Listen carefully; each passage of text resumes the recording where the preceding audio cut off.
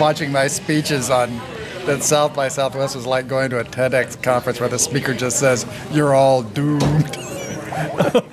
So I don't give advice to brands, and it's true that the industry is very turbulent now, more so than it's been in a long time. The PC business was extremely turbulent. The mobile business is like 5 times more turbulent than the PC business.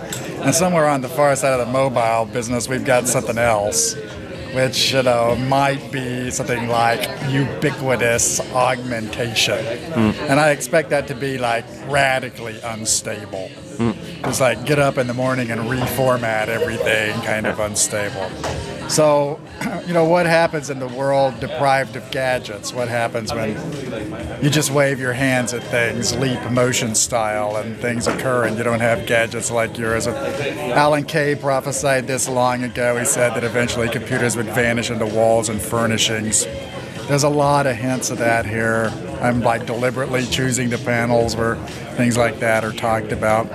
But it's cold comfort to anybody who's in the business now. I mean, if you're Samsung, like these guys, okay, you're great at making glass and circuitry and packaging it.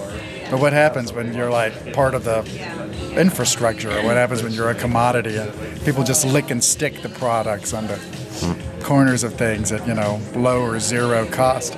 So will it be about emotion? Will it be about content, as some people say? Will it be about... It'll be about everything. It'll be like what the internet's about. The military, religion, revolution, piracy, business models, economic turbulence, financial collapse, favela chic, gothic high tech. It'll just be what we have now, only more so.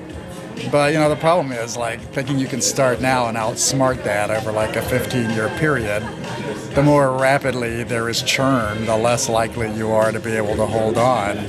It's like living in a favela where everything's made out of concrete blocks and tin, and a periodic earthquake just comes and smashes everything and destroys the livelihoods and lives of thousands of people. You wouldn't have thought that would happen to Nokia, but it did.